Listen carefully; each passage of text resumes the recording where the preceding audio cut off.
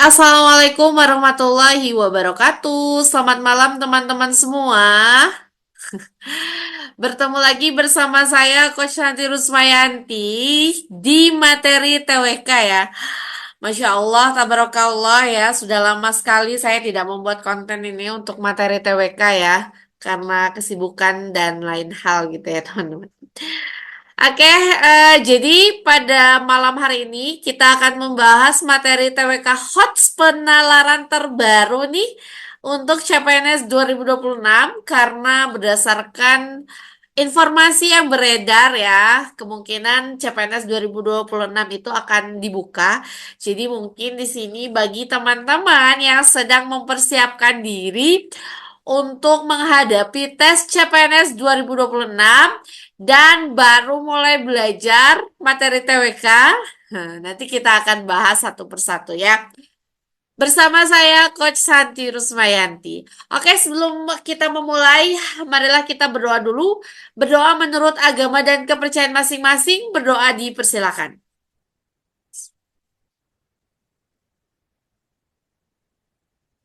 Berdoa selesai. Oke, teman-teman, tanpa lama-lama kita langsung saja.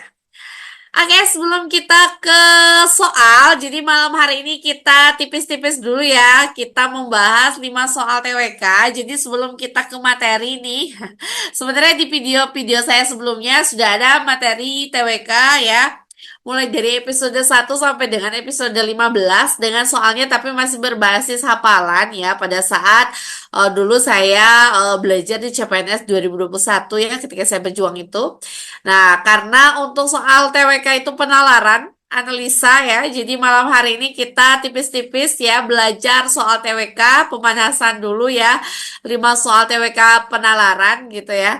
Nah, sebelum kita ke soal di sini sedikit ada profil singkat saya, teman-teman. Mungkin bagi teman-teman yang baru bergabung di YouTube channelnya Coach Santi ya, saya mohon izin memperkenalkan diri terlebih dahulu. Jadi nama saya Santi Rusmayanti, teman-teman. Pendidikan terakhir saya S2 Manajemen. Pekerjaan saat ini saya bekerja menjadi pegawai negeri sipil di salah satu instansi di Sumatera Barat ya. Bagi teman-teman yang mau tanya-tanya DM ya boleh melalui Instagram saya di YouTube channel ataupun di TikTok saya. Seperti itu ya teman-teman. Oke, tanpa berlama-lama bagi teman-teman pejuang CPNS 2026 atau Sekolah Kedinasan 2026, kita langsung saja bahas soal TWK yang pertama. Oke, ada soal nomor 1. Sebelum saya bahas, silahkan dikerjakan dulu 30 detik dari sekarang, teman-teman.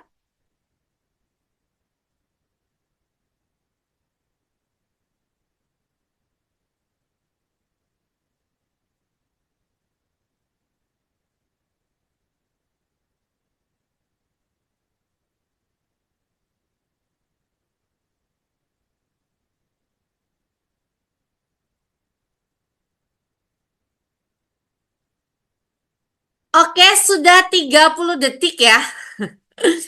Jadi inilah model soal TWK penalaran atau TWK analisa yang ada di tes CPNS ya. Jadi ini adalah salah satu tipe soal yang saya ambil ya berdasarkan pengalaman peserta di tes-tes sebelumnya.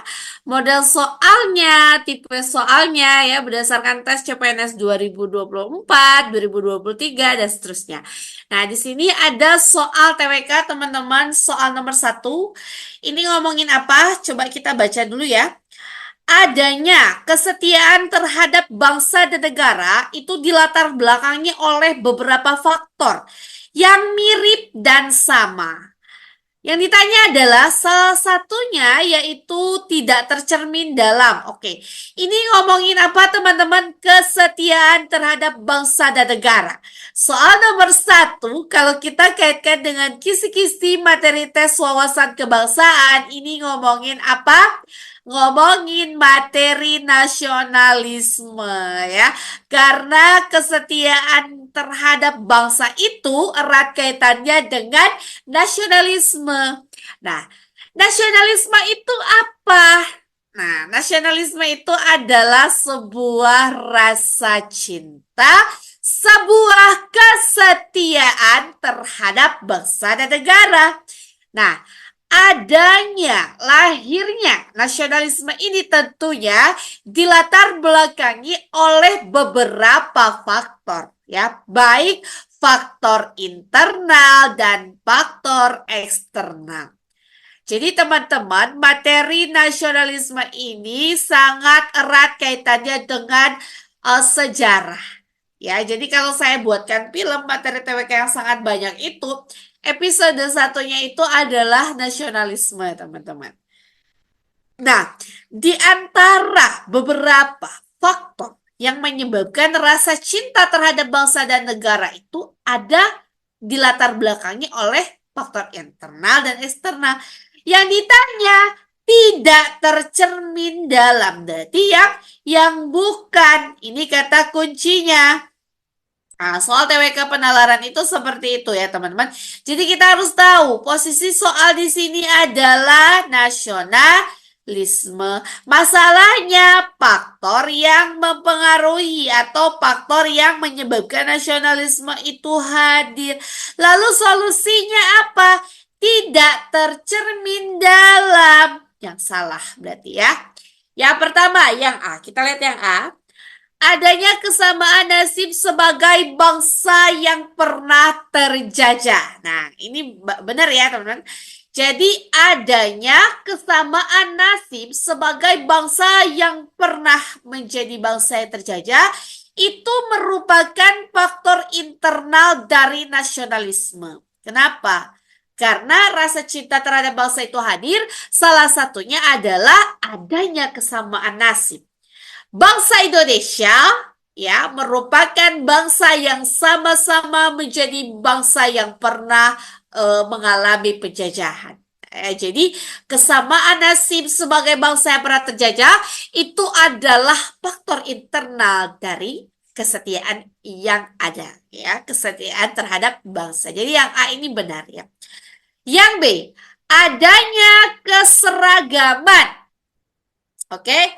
Adanya keseragaman cita-cita bangsa dan negara. Oke, ini ya.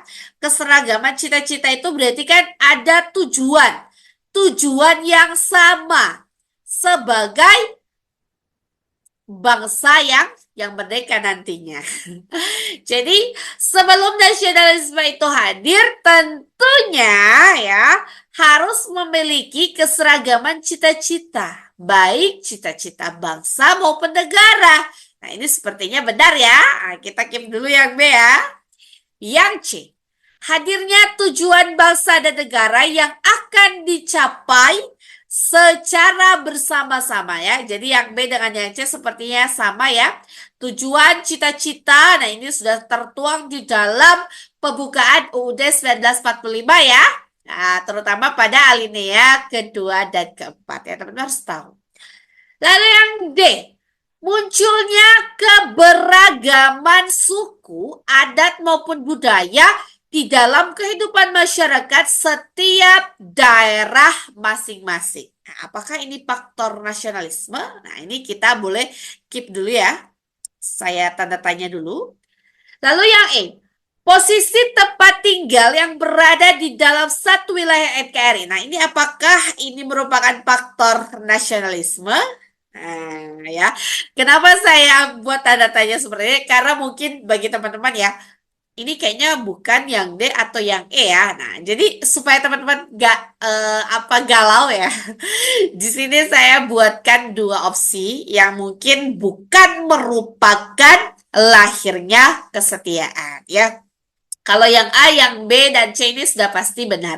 Nah, berarti yang antara yang D dengan yang E kira-kira yang mana yang bukan merupakan faktor lahirnya kesetiaan terhadap bangsa. Kita lihat. Jawaban yang paling tepat tuh soal nomor 1 adalah tada! Jawabannya adalah yang D. Oke teman-teman ya, yang D benar kan ya. Jadi jawaban untuk soal nomor 1 adalah yang D ya. Oke, saya bulatkan dulu supaya teman-teman bisa apa membedakan. Nah, kalau yang E ini sebenarnya tadi saya mau bilang benar ya, tapi karena supaya teman-teman itu berpikir ya antara yang D dengan yang E ini kira-kira yang mana gitu yang salah. Nah, jadi yang E ini benar ya. Ini merupakan salah satu faktor internal dari lahirnya nasionalisme. Intinya gini. Nasionalisme itu lahir ya sebagai nih kalau kita lihat pembahasannya ya, semua yang bersama-sama. Ya, jadi artinya apa? Kita memiliki kesamaan sebagai bangsa yang terjajah. Kita memiliki kesamaan tujuan. Kita memiliki kesamaan tempat tinggal ya. Dari Sabang sampai Merauke, bentuk negara Kesatuan Republik Indonesia adalah apa wilayah negara kita. Nah, jadi itulah beberapa faktor yang mendukung lahirnya rasa nasionalisme atau rasa kesetiaan. Ya. Sedangkan kalau yang D ya ini kalau misalnya kita lihat ya kalau yang D ini kan munculnya keberagaman suku. Nah, untuk keberagaman suku, adat ya budaya ya ini bukan merupakan faktor munculnya rasa nasionalisme. Nah, mungkin kalau yang D ini nanti akan erat kaitannya dengan materi TWK Bhinneka Tunggal Ika. Jadi teman-teman materi TWK itu sangat banyak. Nanti kita akan pelajari satu persatu ya. Jadi karena malam hari ini kita flashback dulu, kita tipis-tipis dulu ya. Kita bahas-bahas soal sedikit terkait materi TWK supaya teman-teman yang baru mulai belajar mulai terbuka, oh ternyata materi TWK itu ada yang namanya nasionalisme atau rasa cinta. Seperti itu ya. Oke, kita lanjut ke soal nomor 2. Sebelum saya bahas, silahkan dikerjakan dulu 30 detik dari sekarang.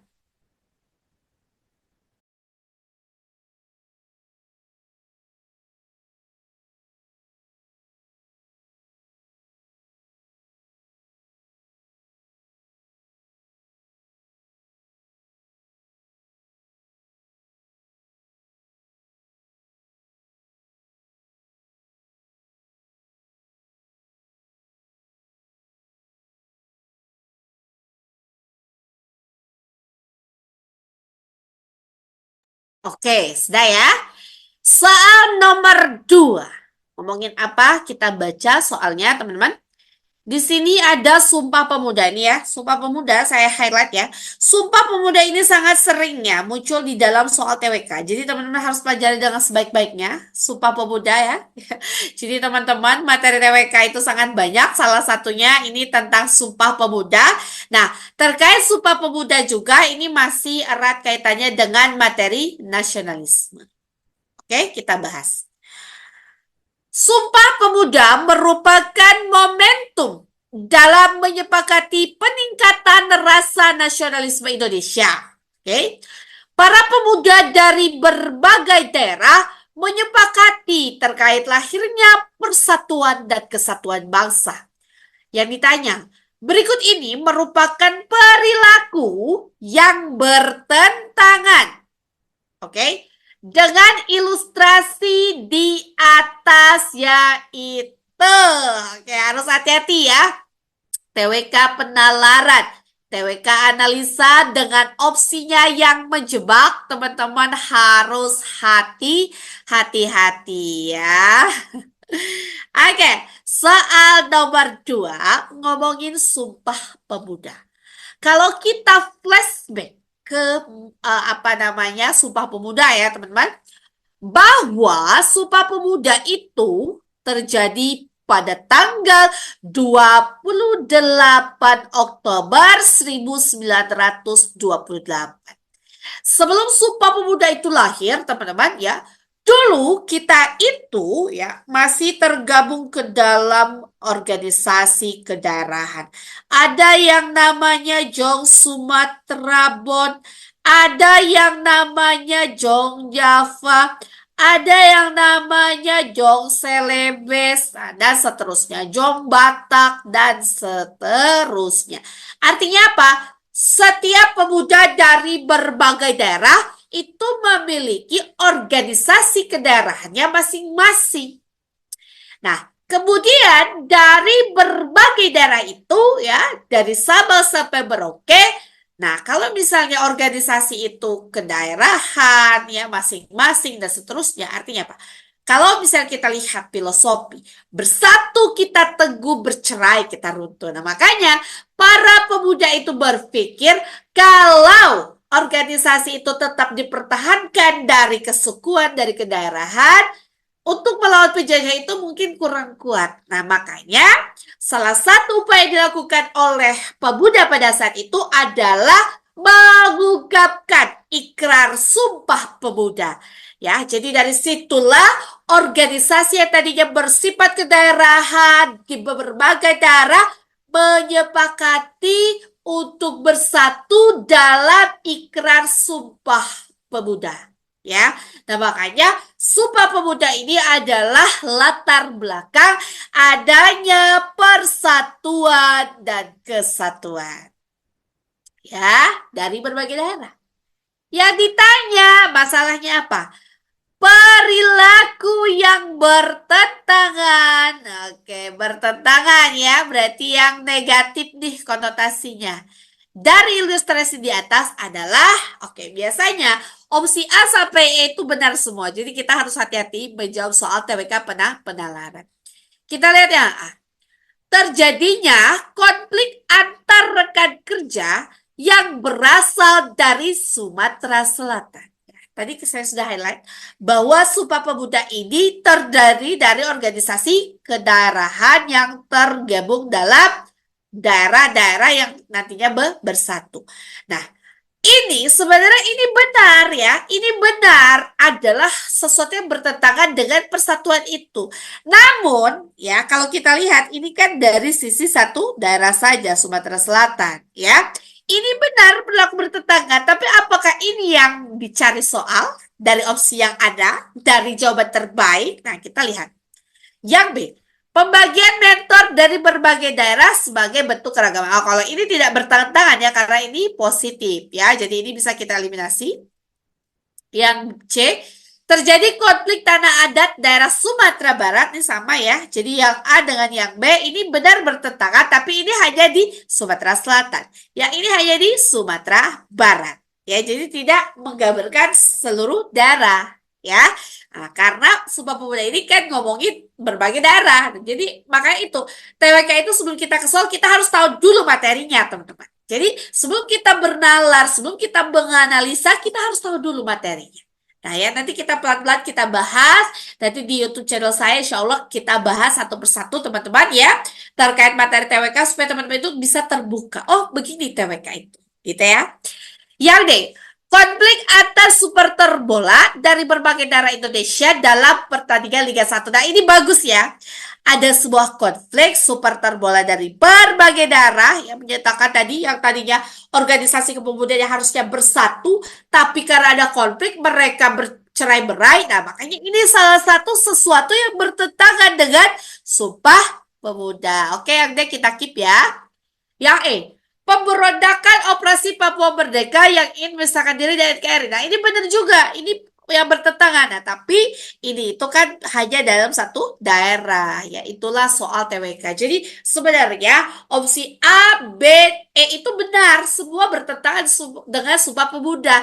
Tetapi dari jawaban yang baik itu kita harus cari yang terbaik. Gitu ya. Jadi, jangan sampai terjebak ya. Jadi kalau yang A, B, dan E itu hanya satu daerah konfliknya, ternyata ada yang lebih bagus, ada yang lebih masuk ke dalam materi Sumpah Pemuda, yaitu jawabannya yang D. Apakah benar jawaban D? Kita lihat kuncinya. Jawaban soal nomor 2 adalah Tara, jawabannya adalah benar yang D ya, gitu ya. Jadi perilaku yang bertentangan dengan momentum Sumpah Pemuda itu adalah perilaku yang bertentangan dengan adanya persatuan dari berbagai daerah ya.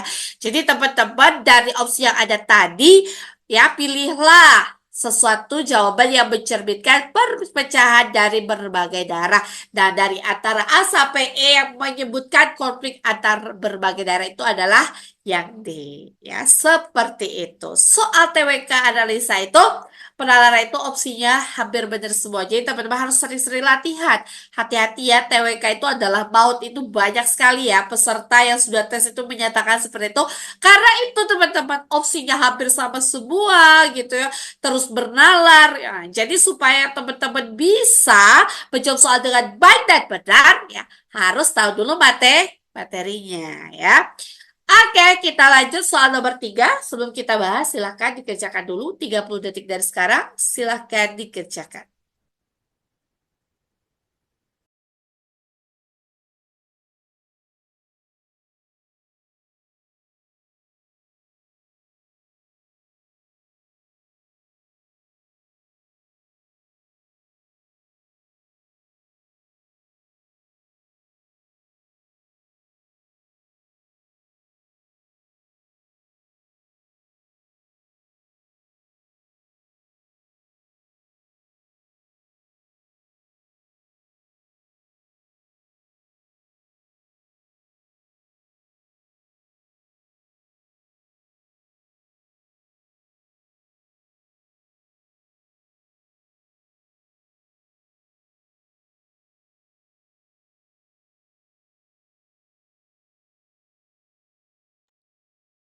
Oke, kita bahas ya teman-teman soal nomor 3. Ini kalau ada soal panjang, sebenarnya kita bisa langsung apa namanya ke pernyataan terakhir sebelum pertanyaan. Itu tips dan trik TWK ya teman-teman. Coba kita lihat, ini ngomongin digitalisasi, lalu kemajuan teknologi. Ini katanya mampu memberikan tantangan bagi generasi muda dalam meningkatkan nasionalisme. Salah satu yang terjadi adalah nih, pudarnya rasa nasionalisme generasi muda.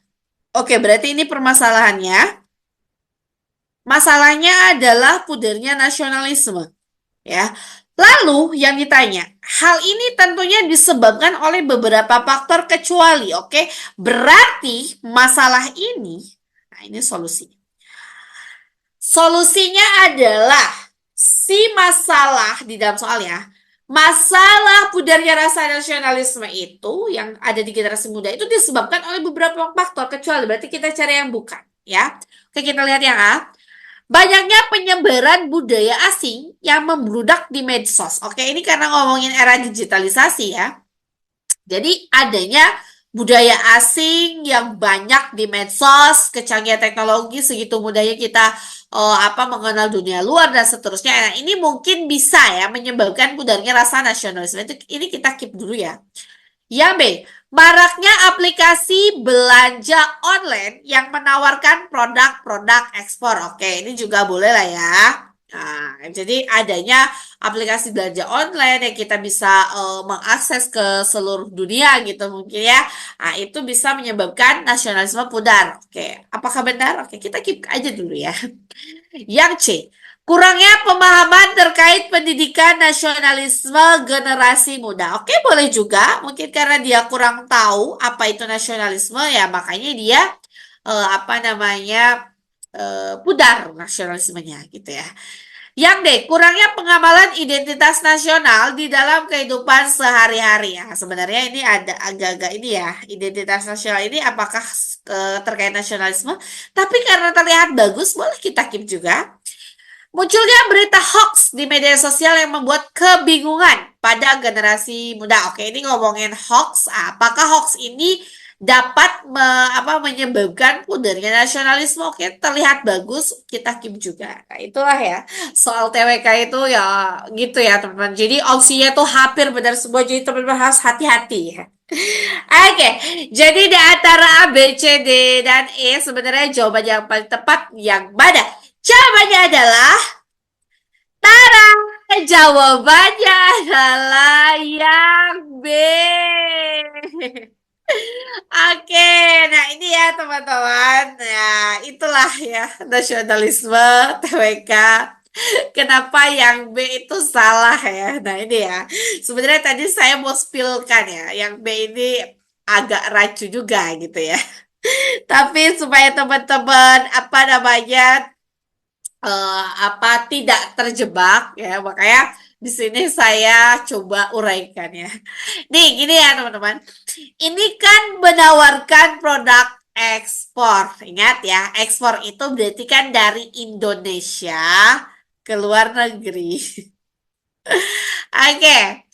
Nah, kalau misalnya apa dari nasional ini yang ditawarkan berarti apa? Produk kita dong, ya. Produk lokal. Kalau impor ya, mungkin itu ya. Kalau misalnya ini impor, nah ini makanya bisa nih menyebabkan pudarnya nasionalisme. Nah, karena ini ekspor ya.